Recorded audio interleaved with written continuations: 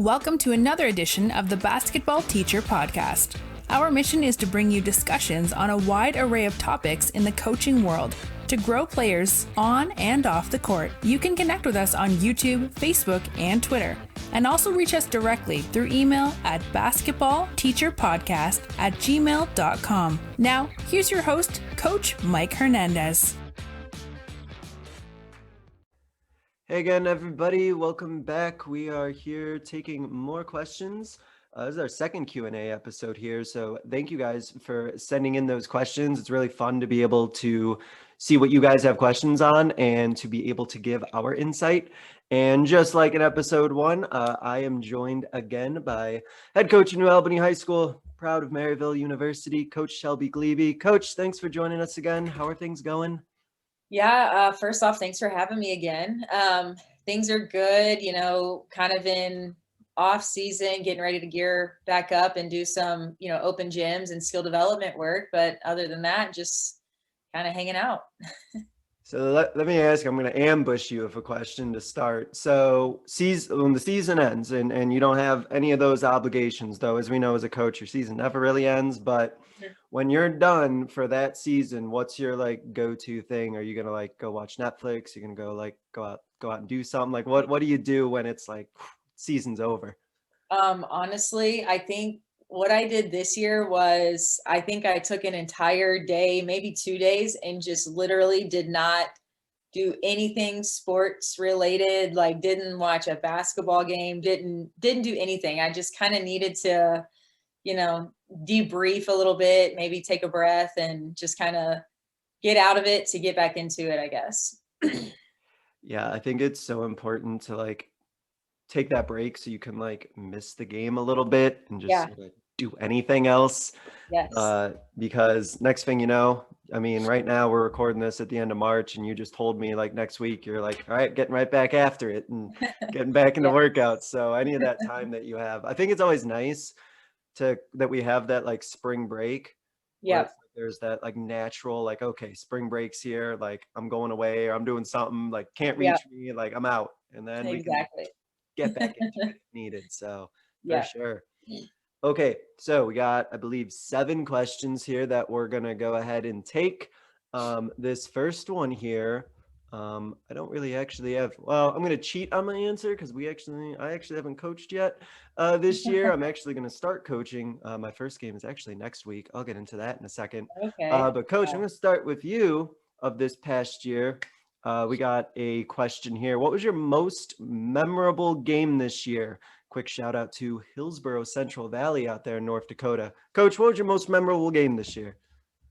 I would have to say, a couple of them stand out, but probably the most memorable one, it was back in December. We played a local team, a team that's in a lower class than us, Corden Central. They've had, they're very good. Just every year you just expect the same type of players, the same type of team. And we came out and we had, they always say for you to be at your best, you need everybody, all cylinders firing at the same time. And that game we had all cylinders firing at the same time, offensively, defensively. It was just a great all-around game. We ended up winning. So, it gave us some confidence early on because we kind of had a really tough stretch right before that. But probably that game, just everything was going how we needed it to go. And it was just a really fun game and atmosphere to be a part of. So you have that game, and I feel like once you have a game like that, isn't just practice so much better the next day? Everybody's so much more excited to be out there. So when did you know in that game? When did you know all right, something good is happening? Was it right away? You're all right, we're good, or when did you have that feeling? Well, really going into every game, I have always had the feeling if this happens and this happens, we're going to win, it doesn't matter who we're against. It's just kind of how I've always been, even as a player. But we had one of our, key players, she was just coming off of quarantine and, I was struggling if I was going to start her or not. And I did. And I was like, oh man, I just don't know how this is going to go. She probably could have made it or broke it for us, but she came out playing like I was not expecting her to play. So as soon as I saw her play, I was like, okay, we're good. Like she was creating and everything. So it was really good. Like when I started to see her kind of get into her element, I was like, okay, this is good. We're going to be good here. So yeah, you almost like want to like bottle that and be like, hey, like this is what I need right yes. here. Let's repeat Yes. this, right? Right. Yeah. It's funny. No, that's awesome. I always love those games, and you like can see like those first few shots going in, and then all of a sudden like the energy's up like that, and you're like, okay, like here we go. Yes. We're doing something good today. Right. Yeah, that's awesome. So I haven't coached at all this year. Last time I coached a game was the beginning of February last year. So here in Arizona, what our district did is we actually pulled out of basketball as a district in the winter just because of our COVID numbers were just really, really bad. Okay. And I was really nervous that, you know, my girls, like they just weren't going to have a season, but our district, what they did was they allowed us to do basically like a spring season within our district where, you know, they'll get to play like 8 or 9 games. And so we're actually going to start that next week will be our first game. So my season doesn't start until next week in April technically. But I'll retell a story from last year. And I think I've told this on the podcast before, and I might get a little PTSD retelling this one, but this is a good learning moment, I think, for those listening. So we had our senior night last year, and it's like the same situation that you had. Like the first half, we're just rolling. Like every shot that seems like a 50-50, could it go in? Like it's in. Like, okay, sweet. So I think we're up like 15 at half, which for our program, like our goals, especially last year, really just to like stay close and stay competitive. So I was like, whoa, we're up 15. Like, all right, let's go. Third quarter, we don't score a point. So the gap closes all the way, and then in the fourth quarter, the other team ties it up.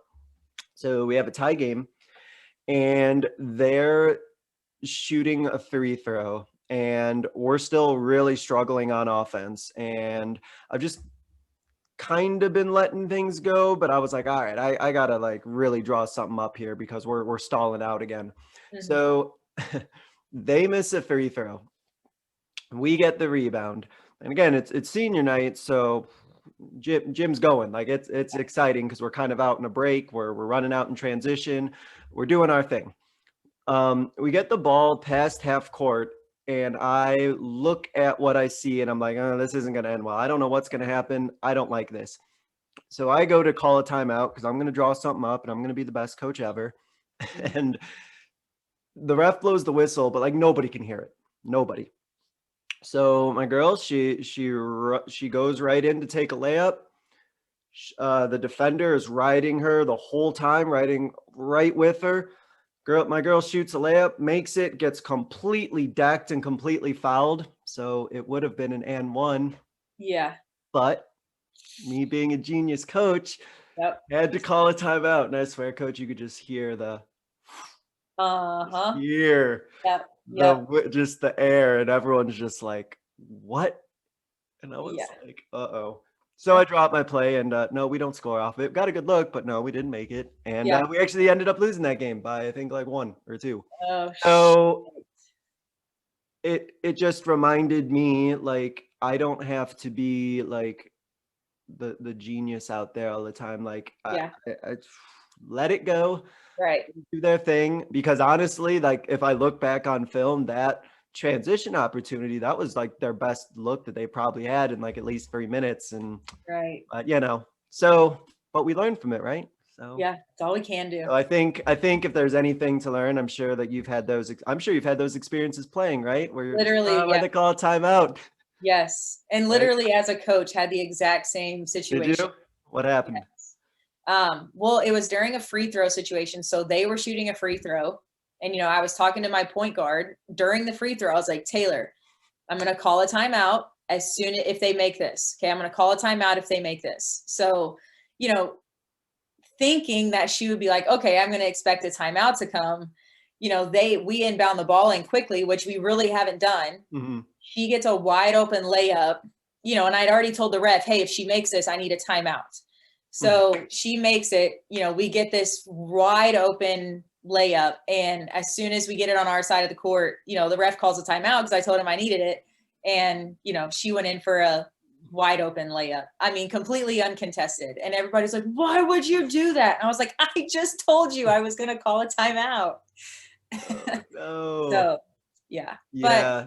It's funny. We can do these things as coaches to like put our team in a position to be successful that like people won't see, and like people watching like won't see what we did, but they'll notice that one. So So. There was a quick little story. I wish I remember the episode. I listened to it, but it was a situation like that where they called like a timeout right before one of the girls had shot a free throw, and the coach was telling the story. I was going to drop this play of what they were going to do, and you know, this, that, or whatever. And the point guard, I think, got the ball, and she had a wide like open like layup, but she stopped just to like set up that play that the coach had called. The coach was like pulling his hair out. He's like, the whole point is to score. So it's pretty funny. I've been there too, where players like, no, I mean, I drew up this play, but I really just want you to score. Like, if we have an easier look. Fun stuff. So this is a topical question. I think we got this because we both coach girls. So Jesse from North Carolina, I want to ask, how do you handle young girls and shooting form? So I have a couple ideas for this, coach, but go ahead and start. So coaching young girls and shooting form, we actually talked off air about how you were organizing a tournament where there was kindergartners at. So I'm sure you saw some interesting things with shooting form. Yeah. Go ahead, coach. Well, yeah. So for me, you know, the biggest thing for me is like, you know, if they're younger or, you know, however old these girls are, like I don't believe that they should be shooting like out past the free throw line. You know, and some of these younger girls, you know, if they can shoot a 3-pointer and it goes in, you know, they get all this confidence and, you know, their parents are going crazy, but yet their shot mechanics are just atrocious, right? Because it takes their entire body to get it up to the basket. So yes. Yeah, that's what it is, a heave. It's not really a shot. So, you know, I think as young as you can help them or get into them with the shooting form and those types of things. And, you know, maybe even doing like a little shooting routine before they, you know, I think every person or every player, when you get in the gym, you shouldn't just automatically start jacking up threes and stuff. You should have a little shooting routine to get you, you know, start in close and then work your way out. And I think, you know, something similar for young girls, you know, should be the same. Yeah, I mean, I really haven't, I mean, when I worked with the Larry Hughes Academy, we worked with younger kids on their shot form and stuff. But I guess that's just such a vague question too. But yeah, when you were playing, like, when did you like start to expand your shooting range? How did that develop for you as a player? Honestly, I remember it probably being more in like the 5th and 6th grade, because that's when we were playing like for our school. And that's when it really started to be, I mean, it was competitive before that, but I think before that it was more of like church leagues and things. But then, you know, in the 5th and 6th grade, that's probably when I started to step out. I probably shouldn't have, but that's when I started to step out, just because that's when it, you know, you're playing against the girls you're going to play against for your entire high school career and stuff like that. So probably 5th and 6th grade is when I really started getting my form and that kind of thing, I guess. When you were, I don't know if you remember this, I'm just curious, when you were kind of like stepping out and kind of like shooting more from long range, was your shot like form, was it getting corrected? Would you have to like work on changing your shooting form, or was it like a natural progression where you started from shooting here and you still were able to keep that same form as you kind of worked your way out? I'm sure that it still had to be corrected.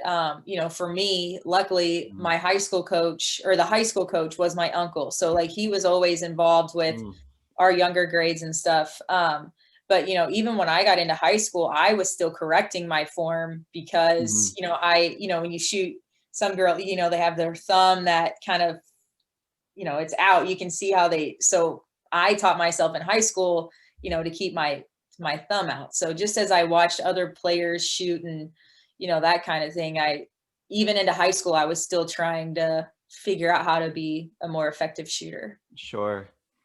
I think like mine is like, can you make a layup first? Like, hold Yeah. on, let's back up here, because like, can you make a layup on both sides? Like left hand and right hand, right? Can you like do that? Let's start there. Yeah.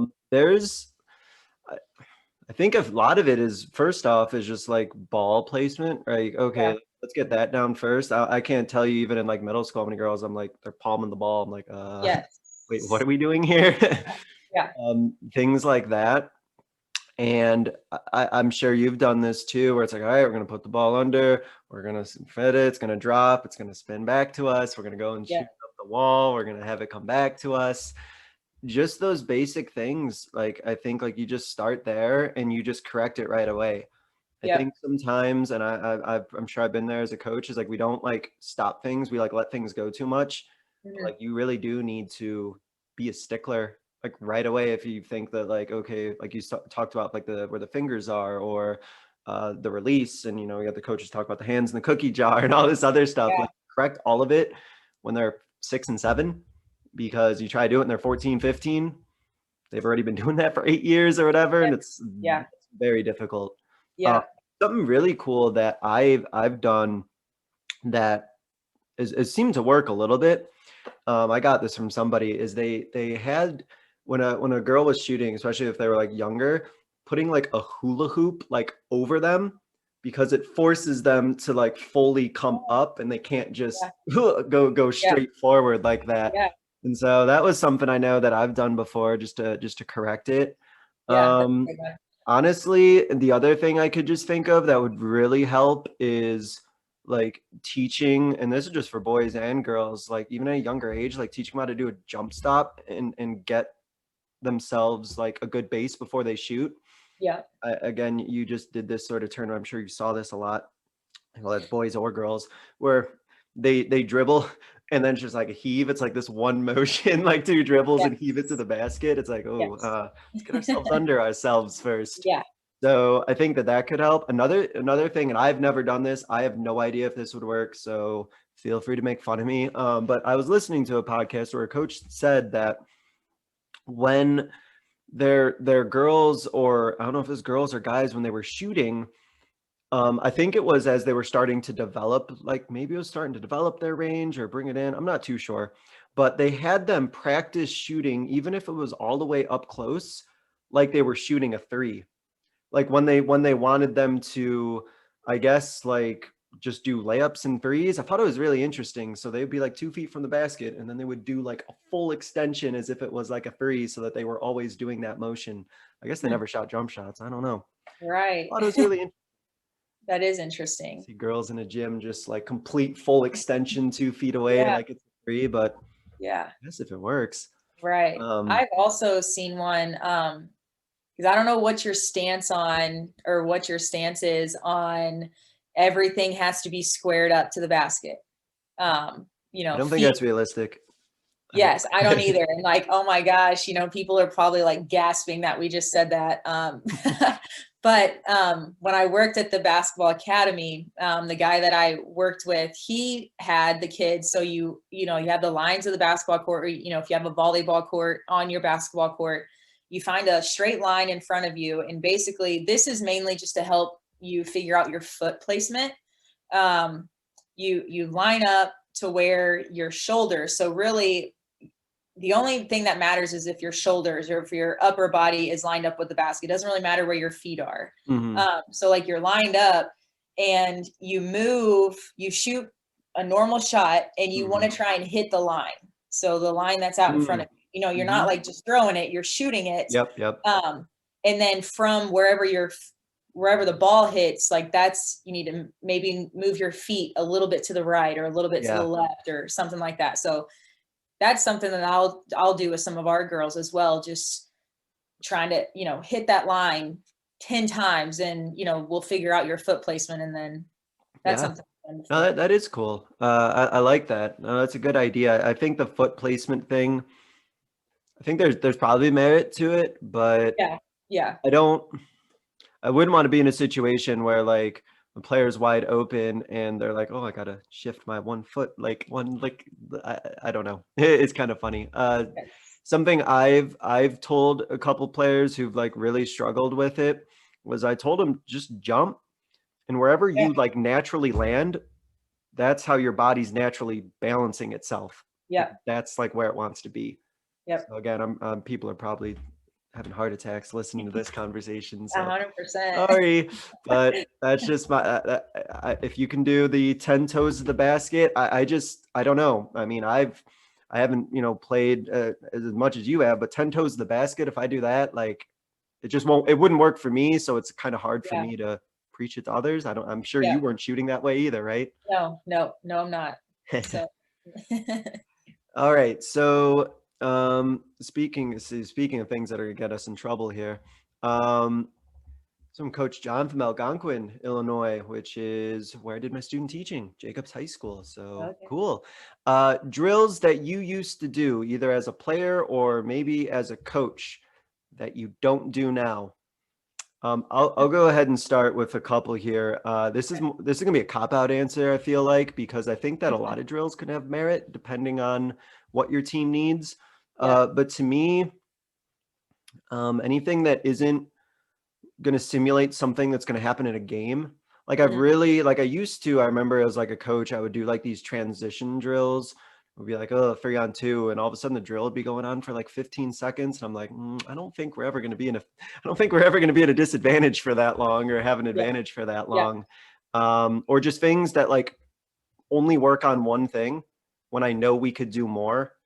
Like I still think, depending on your level, there might be some merit to like, those traditional layup lines that people do. But if I can work in like a closeout and then a pass and a cut and then into a layup or something, where I could just add more things, that's what I try to do. So I try to get rid of like things that only do like one thing. And then the other thing that I've worked on this year is to try and do something competitive with free throws. Free throws used to just be like, shoot 2 free throws, get water, whatever. But try to like do more now. Try to like do more with free throws. So, get a partner or something, and each of you shoot 3. You get 3 points for a swish. 1 if it goes in. Whoever has the most, subtract it from whoever has the lowest. Whoever has the lowest, they got to run the difference. Or just I don't know. Something where it's like there's some stake at the line, because otherwise, what I found when I was coaching is free throws just became that like thing that you did, whatever, I'll shoot 2 and get water. And then it's like in a game, it's like, oh, this is really serious. I'm like, I probably never made it serious in my practice, didn't I? So those are my few that I came up with, but I don't know. I think there's a lot of drills that could have merit. I don't know. I know 3-man weave gets a lot of conversation. I don't know how you feel about it. I don't know. I don't have a strong opinion one way or the other, but it seems to be a lot of people get worked up over. Yeah. I mean, we don't do the 3-man weave. We'll do like 5-man weave, come back 3-on-2, then go back 2-on-1 and, something like that. And that's really just to kind of get our blood pumping at the beginning of practice. We'll do it for, 2 minutes, just to get everybody up and down a little bit. And then we'll kind of start practice, I guess you could say. And the girls enjoy it. I don't know why, but they seem to. I'm trying to think something that I don't do now. Gosh, I think in high school, I think we did the chair drill, the chair series every day. You put a chair at the top of the key and you start, back by the volleyball line or half court and you attack it. So, first move is crossover right to left. You go in for a layup, come back, crossover left to right, layup, then you go in for a 15-footer. And you just kind of went through all the different types of moves that you would do. I mean, I'm sure I got better, but, I think maybe we could have added like an actual defender or something. You made that defender chair look foolish, huh, Coach? Yes. Yeah. It was a good confidence builder, Yeah. No, that's funny. The chair drill. I'm trying to think. Oh man. Or chair series, we might have Yeah, called the it. chair series. No, I'm picturing it, and maybe I was thinking like maybe if you're like first starting out and like learning it, you did it like every day. Yeah, and we did add, like, we would eventually add, like, you dribble up with 2 basketballs, you'd have to pass one with one hand to this side, dribble around, shot, sprint back around the chair like a curl cut, and then get the ball you passed. I mean, we would add stuff to it, but that was probably the most repetitive drill that we did. Well, I think that's a good point though. Like if there are drills that your players can just go through the motions on, and they can just sort of, I'm just doing this. Yeah. Because they've done it so often but like it's not working on it. Like they don't have that like edge to do it. Then they're just sort of doing it to do it. Yeah. And I'm sure during that chair series, you have players like, all right, here's this move. Like, here's this move. Yeah. Get bored. Yes. You're not really trying. Right. Right. You brought this up. So I wanted to ask, because this is another thing that I hear gets a lot of discussion is about anything involving like 2 balls. I hear coaches who are like, I don't want anything involving 2 basketball because you're never going to use 2 basketballs in a game. What in the world are we doing? And then I hear like, yes, use that because that's going to improve them. Throw the tennis ball at them. Do all this. I'm curious. What do you think about that sort of thing? I mean, I am not like a, like one way or the highway with those.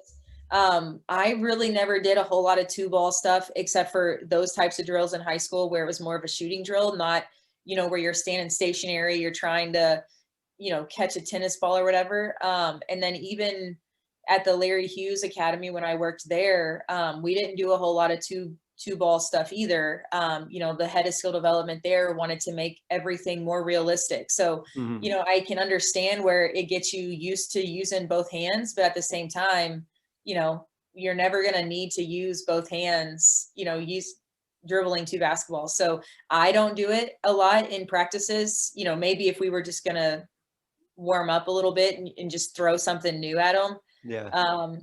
But yeah, I mean, I'm not like super hardcore either way. I just prefer to do things that are more tangible, game-like situation type things. Yeah. So. I'm always fascinated to see those. I'm sure they do work for some players, but I see like some like skill trainer sessions and I'm like, whoa, like, is this basketball? Like what's happening? What are all these other objects here? What's all this stuff here? Right. It's pretty funny. But then again, they might see me up my hula hoop and they're like, what is this guy doing? Right. So who knows? Just to flip it, is there a drill that you like? Is there a drill like even as a player, as a coach that you really like doing? Like is there a nugget, like a little nugget of wisdom of a drill you really like to do? I really like, I'm trying to think, probably one of my favorite ones. I like to do a lot of transition drills. And where we're, in college, we called it 444. High school now, we obviously don't have the amount of players that we did in college, but like, it's not just something that's happening on the court. So like you're having to communicate who's going on the floor next. So there's a lot of different things that maybe the girls don't, think that they're learning, but, they're learning communication on the sideline. They're, learning how to stop the ball early, talking, the biggest thing for me is communication. So that's what I try to really focus in on those things. But then also I want to play fast too. So learning how to, start the transition break and, how to kind of move in transition if you don't have the ball. So I really like transition drills. I'm trying to think, I mean, we call it 444, but yeah, so I like those a lot. No, I love transition stuff. I can never have enough like transition drills. Yes, good conditioners too, keeps them up and down. So. Yeah, because as a coach, like not finishing in transition, like takes years off my life. So the more transition drills we can do and do that, because I'm like you, I like to play up and down. So when we're getting in transition, we better be finishing or getting fouled. So, exactly. Yes, absolutely. Good. More transition drills. Never have enough of those. I might steal that one too. Put it in the practice plan. Just 2 hours transition drills. That'll be a fun practice. Speaking of drills, so this is from Coach Jamie, who I know, shouting out Bradley. I think she did that on purpose because I went to Illinois State, and Illinois State and Bradley are rivals. So probably needling me with this one, but that's okay.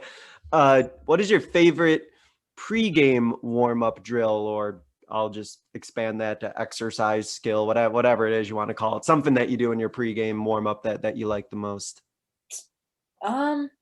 Well, probably not a good one to talk to. We're actually going to tweak our pregame. And the pregame that we did this year was actually what I did in college. So, I'm not, again, a lot of things that I'm learning from this group of girls, just, how is it competitive for us in college, but it's not for you guys. But anyways, I really like we do 4-on-4 closeout, or like 4-on-4 shell. It's not super competitive, but it gets them communicating. It gets them used to closing out, on a shot. It gets them rotating on defense. On offense, it gets them playing just a little bit to kind of get in the, the game, like, I guess, mindset. But then probably the biggest thing is just getting active and communicating. That's probably one of my favorites. No, it's interesting that you brought that up, that you would think like, and that's probably a transition that a lot of people have to make, is like the things that maybe that they did as a player, things that, like, oh, when I was playing, like, yeah, it's awesome. It's like, let's do this. And that's like, wait a minute, like, why is this not not going the way I want it to? But sounds like things that have like communication to them, things that just kind of get things moving. Sorta. Yes. Yeah. I think that's something I'm trying to like keep working on, is kind of want to get my players, like, their blood going a little bit more. I just want to kind of get their heart rate up a little bit. Yes. So yeah. I know, I think that's good. Actually, the one that I just mentioned is one that we do in our pregame. The closeout, you pass, you cut. We'll just do some layups and get some work in that way, because we're just shooting layups, we're shooting threes. So we work on that. Do like a modified one of what I do in practice of transition. So you're gonna have group of 3 there that are on the half court line. Then you have another group of 3 facing them just a few steps away, ball in the middle. The players will like call out somebody's name, or somebody will just go. And if a name gets called out, they got to run and touch half court. And then then they're playing 3-on-2, and then the others got to recover and communicate, just like communication, things like that. Right. Just like keep them communicating and keep them moving. So I like doing stuff like that. I'm working on just getting more stuff, just to get more like shots up. Yeah. I think as a coach, you can never have like things that can never get enough shots up, right? As a team. What do you think? Because I think I see a lot of programs do this, and I don't really, so I could be an outlier. I don't really do free throws as anything in my drill or anything in pregame. I see it a lot, but I just don't do it. Do you? Yeah. Free throws? The only time we do it, I guess it's part of our pregame, but not really. We have our pregame, and then we'll go into the locker room for, 3 minutes. And then when we come back out, they'll shoot free throws if they have time. But if we don't have time, then they don't shoot free throws before. And then while we have somebody shooting free throws, we have, somebody shooting around the horn, around, and then kind of getting some shots up like that. But it's not built into our pregame routine. It's just, if we have time, when we come back out of the locker room, they'll do it. If they don't have time, then, we're ready to play. So it's ready to go. Yeah. Yeah. Oh, another one that I've done, if we really need to get shots up, and just line up everybody kind of near the corner 3. First girl, she'll run out towards the opposite wing, and then girl behind her will have a ball. She'll dribble, she'll pass up to her, just getting shots up, so the girls can work on getting their feet under them, catching the ball, ready to shoot right after it. The girls dribbling can work on dribbling into a good pass, passing right up ahead to them. Person who shoots gets their own rebound, passes it, and then that girl who passed, she'll start running to the opposite arc and just getting shots. Yeah. Easy way to just get lots of shots up. And I think players need that. And I don't think as a younger coach, I really got that as much. I thought players just like ready to shoot. And then I realized, well, they probably haven't shot it all this whole day. So like, they're probably not ready to shoot. So anything to get more shots up, I think is good. And then anything of transition and layups. I mean, honestly, I think what you should do, and as I would recommend, whatever it is that you really emphasize probably the most, like, do that. Like we need to shoot a lot of layups. We need to be in transition and we need to shoot threes. So that's what I do. That's what we focus on. So that's what works for me. Okay. So, next one, and I think I know. Okay, so I know the context of this one, and hopefully she won't get mad at me because I'm gonna give it away here. But Amy, I'll go Hamburg Lions. That's also rude because that's one of our rivals at Metro Tech, but that's okay. So a lot of people calling me out here. I know the context of this question because her boyfriend has just become like a full-time boys coach, and so she's like ready, I think, to play the role of like the significant other of the coach sort of thing. So her question was, what can a spouse or boyfriend or girlfriend do to be supportive of their coaching significant other? I'm going to defer to you first because you're making it work with you are married, and so how does that work? What does your husband know to do when basketball season comes around? How does he support you? Yeah, I mean, it is definitely a struggle, at times. And I think every couple, will figure it out, what works best for them, during a season. But, it's hard, especially that first year of trying to figure it out. The basketball season, it's a long season. It's even longer if you're not winning, and, especially here, like I hate cold weather. So, like this whole seasonal depression type thing. But I think the biggest thing that, a spouse or significant other can do, one is just to be understanding. That's probably the biggest thing. Like, you come home from, a bad practice and, you're maybe not in the best mood, just for them to be like, hey, I get it. Like, if you want to vent, I'm here, but also know that like, you're not going to be this chipper person, for 8 months or, 6 months out of the year. And in your situation too, just like mine, like you're teaching too, like that in and of itself will already train you, right? Yeah, definitely. Probably just being understanding, and not that I'm saying like expectations should be less, I guess, as far as, what you should expect from them, but just like, not expecting this chipper, awesome person 100% of the time, because, it's not butterflies and rainbows all the time, with coaching.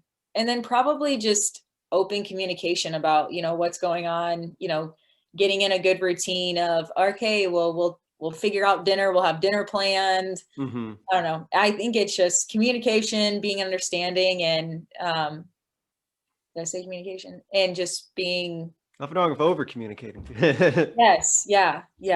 Were you dating your husband when you were playing, or no? Well, I don't want to put it all on blast. I was just curious if he knew that, like, all right, I know if he knew what basketball season was, if he knew you. Yeah. So funny, like he was the assistant baseball coach where I played in college. So and that's how we met. So for the first couple of years of our relationship, well, I mean, when we were public, he was coaching baseball. So, I kind of had to take the back seat with that. And then, kind of roles reversed. He didn't want to coach anymore, really. So, now I'm the coach. So we both have kind of been in that seat before of being the supportive one, but so he kind of knows. He knows what coaching's like. He kind of knows what the grind is, right? Yeah. Something that I think is super helpful is if you are that like significant other in that situation, if you're able to make decisions about things so that they don't have to.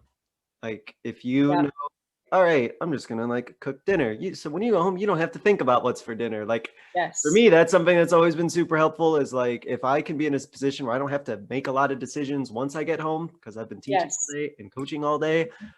That's great. Like that would be super, super helpful. So I think that's true. I think that, like you kind of said, like kind of like the understanding of like, okay, like it's basketball season. So like I get I get what this means. But at the same time, I think you have to make sure that you're really good at communicating by knowing like, okay, when basketball season is done and you have this time, like communicate so that they know like we need to like do stuff. We need to go on a trip. Like we need to do things, like make sure that like that is also happening. Because as you and I both know, like all of a sudden, like our season ends, but then like before you know it, we're like starting stuff again. So making sure like, wait, before you go run off again, like we got to like do stuff here and things like that, I think are super important.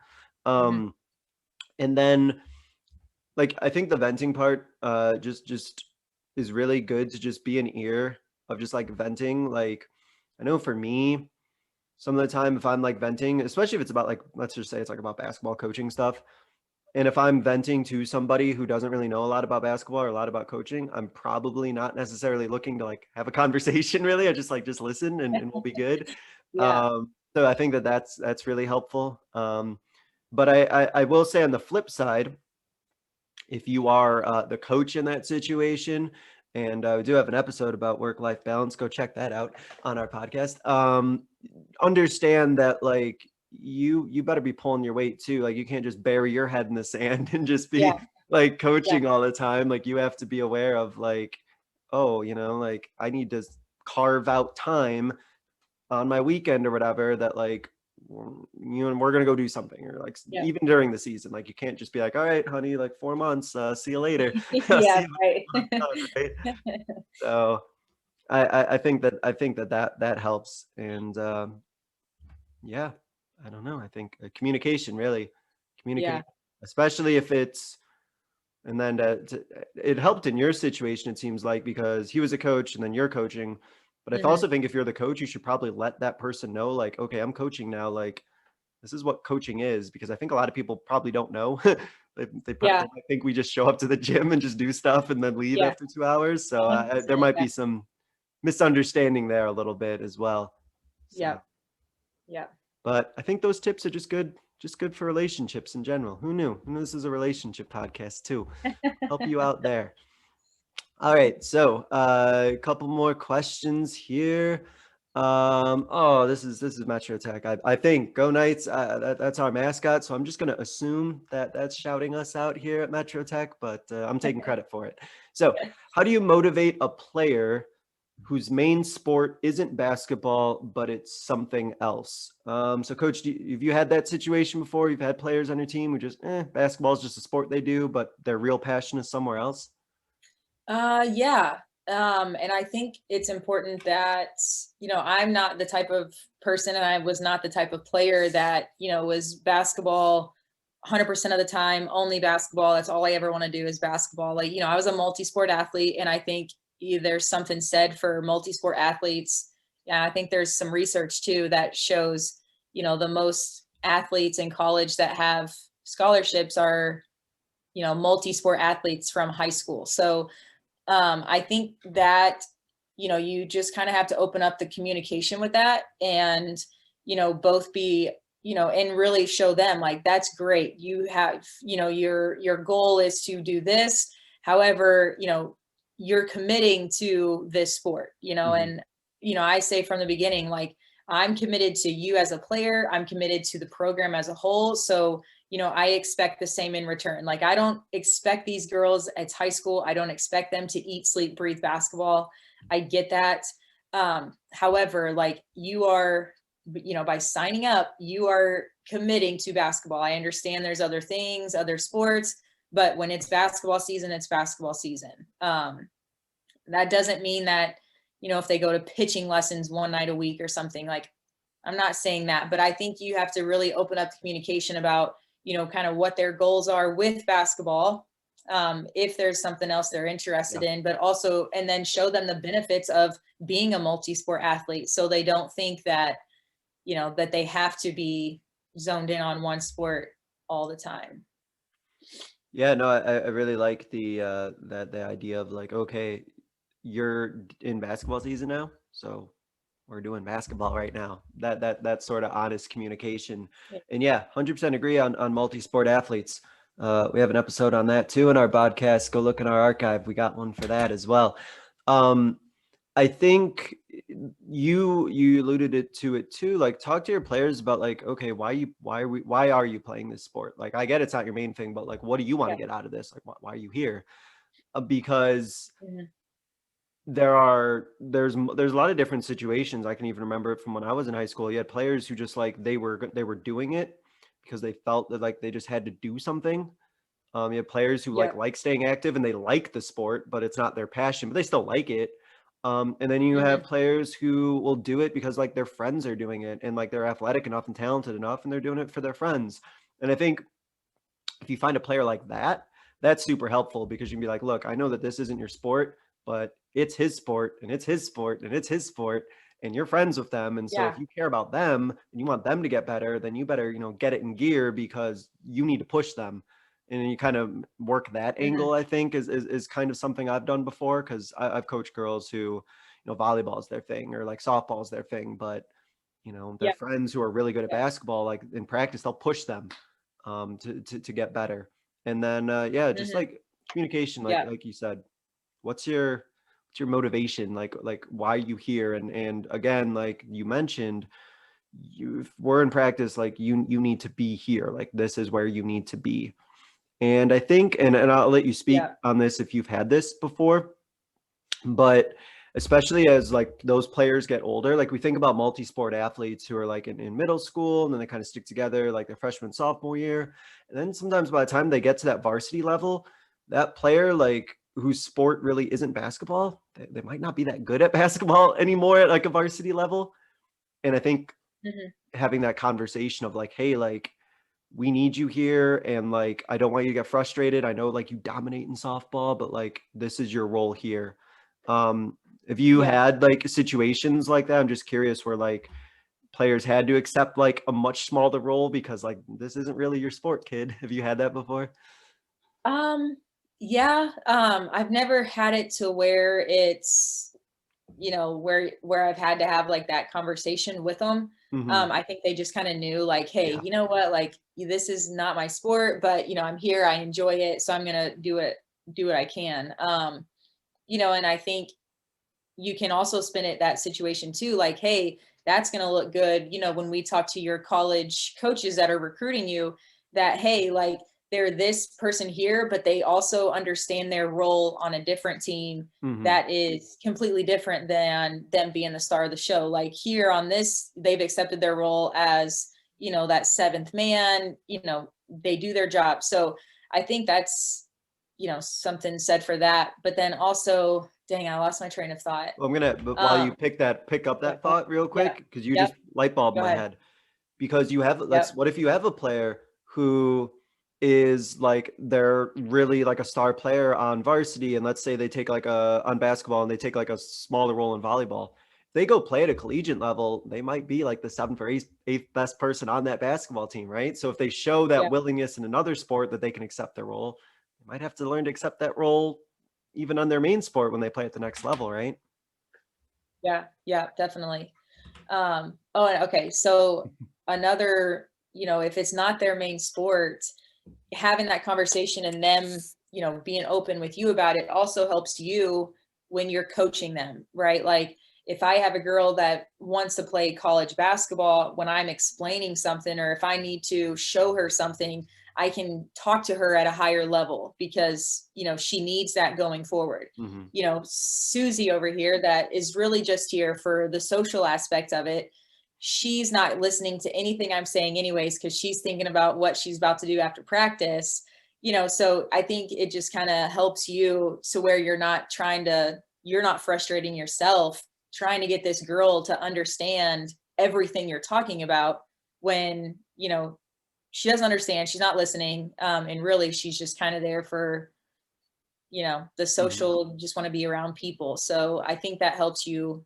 Obviously, if you know your players better, you can coach them better. So that's also helpful. No, for sure. And I know I keep plugging old podcast episodes, but those listening, if you haven't listened to the episode I had with Taylor Claggett, I think she's playing overseas now. I think she got drafted last year. She talks about in high school, how she had those aspirations to play in college, and she talked about her teammates who didn't, and the way she needed to be coached and the way that she needed to be dealt with because she had those aspirations. So if you're in that situation, give that one a listen for sure. And I think the other thing a coach can do that it's really simple, but if their like main sport is volleyball, like go to one of their volleyball games if you can. Oh yeah. Go to one of their games. Absolutely. Be like, hey, like I want, like, I know that you just sort of do basketball, but I want to see you at your other sport too. Like I'm with you.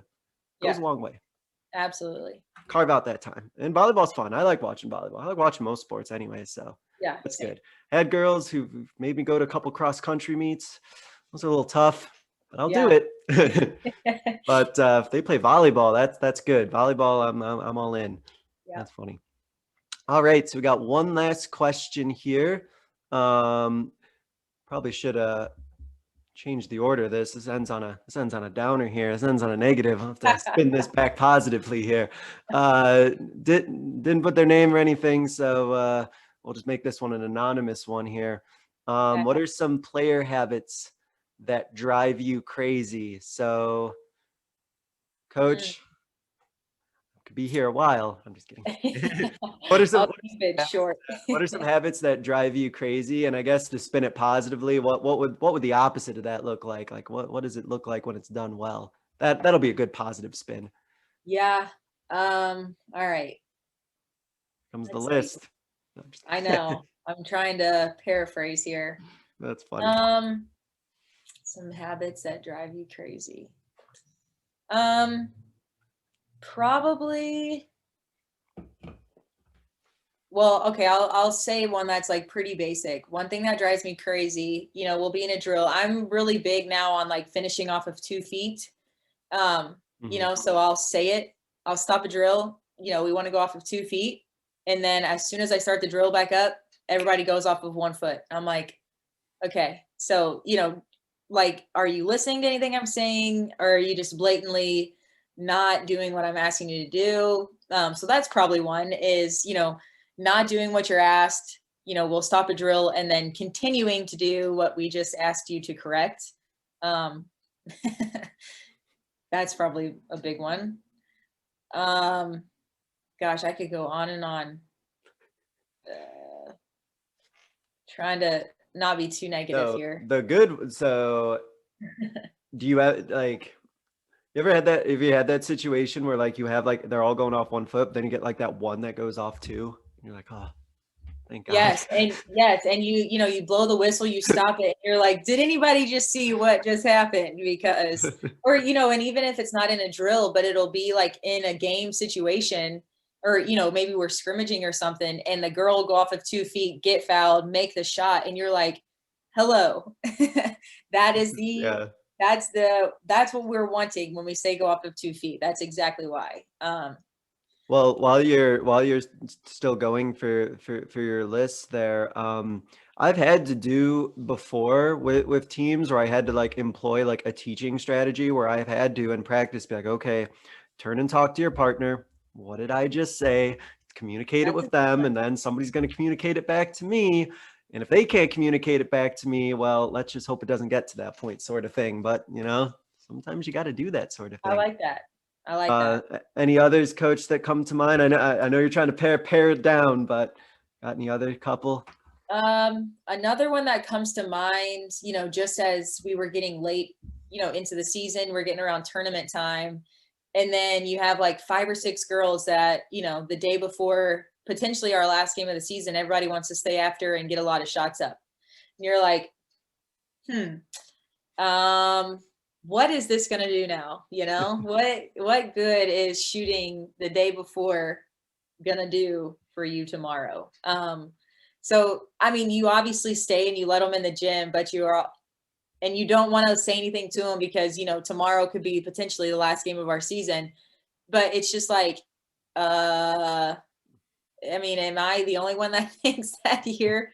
So just some things, and I know they don't think anything of it. They're, I'm getting shots up. We play tomorrow. Like it's going to help, blah, blah, blah. But just like, if you want to get shots up, like, let's do that from day one, not, day 158, we're on the second to last day of the season. Maybe that's when the message sank in. Maybe that's when you had the breakthrough moment, right at the end or something. Maybe maybe that's good as we go into the spring that they wanted to get shots up late. I don't know, but yeah, you have to go back to that. Hey, remember when in the spring when you did this? Now let's just keep doing, keep getting shots up, and then let's see what happens, sort of thing. Yeah, that's funny. That is funny. I don't know, there's a teaching habit of mine. I think for me, one of mine is if I say something in practice when I'm going over something, usually I end with all right, do we got it? Are we good? And then they'll stare at me sometimes, be let's try that again. Yeah. Do we know what's happening here? Yes. Sort of thing. Because I always tell them that I would much rather you ask me a question than just do it wrong. Then say, and I think that's a big, and go screw it up. Yes. Yeah, that's a big cultural thing. I've been really working to push on is, and I think that for coaches that's something to just always be aware of, is that just having that climate where your players can ask questions and feel it's okay to ask a question. Yeah. It's crazy to me how many times I've had a girl who asked a question and then 6 or 7 others nod along, and I'm okay, well, I'm glad one of you asked. Yes. Right. Sort of thing. Absolutely. Yeah. So that's my big thing. My other one, and actually this goes back to a drill one. And sometimes players just need a reminder of it, which is fine. But if we're doing some sort of a drill, where I don't know, getting a shot up or getting a layup up, finish it, get the ball in the basket, please, finish this drill, finish it all the way out. We're not just gonna let the ball just roll out of the sidelines. What happened to that layup over there, sort of thing. So that's a competitive sort of thing. And this one is pretty far out in left field. This is just a Metro thing. This is just a me and our coaching staff thing.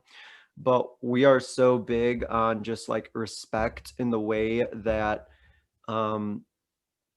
they treat others, that it's probably more on the extreme end, where if somebody's opening the locker room for you, and let's just say, I don't know, we're in an away game and somebody opens the locker room, if I don't hear all of you say thank you, we're gonna be in trouble. If you're not helping to put up chairs at the end of the game, or just things like that, for me, if one of my girls gets a technical foul, I just take her out for the rest of the game. I just don't, that's just my thing. You get these crazy looks because our freshman girls or whatever, well, they'll be in the stands after the game, the varsity game's over, and they know that I'll make sure that area is just picked up immaculately. And if not, going to have they'll be running on the away gym up and back. So I think that's just a thing for me. But luckily, we've kind of stomped that out. Not that there was even an issue to begin with, but I think it goes back to something we talked earlier. If it's something that's really important to you, you have to stick with it. And they might not get it at first, but there's natural consequences, right? If they're not playing, or if they're running because they're not doing what they're supposed to, they learn pretty quick. So yeah, absolutely. That works. How about we'll end on this real quick positive one. What's something really great that a player does? We kind of talked about this, something that a player does that you stop everybody and be did you just see what they did? We kind of talked about it with knowing what the drill is. Is there anything else that's this is exactly what I want out of a player to do? Really, so there's this one girl on our team. She's a sophomore, didn't play her freshman year. So she came to us this year, just kind of wanted, new coaching staff. So it was hey, I'll give it a try. And from the beginning, I told her in front of the whole team, you're not making the team because you're gifted basketball wise, but you are outworking everybody on the floor. And she just kind of embodies, as I try to come in and my coaching staff, we try to change the culture of, what we really want New Albany basketball to be about.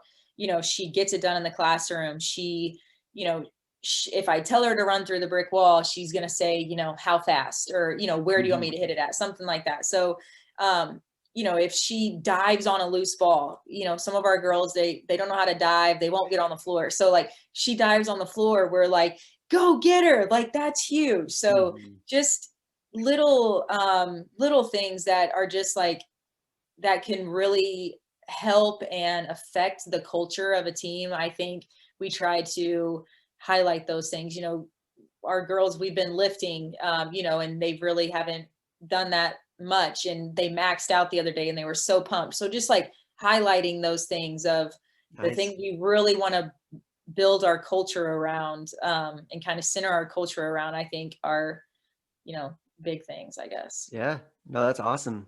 Mine real quick is we had a game towards the beginning of the season last year, and we had a player, and she committed a foul, and she didn't understand like why that foul got called against her. And so without me saying anything, she like asked the ref. She in a real polite way, she's like, can you explain like what it is that I did so I can just know not to do that?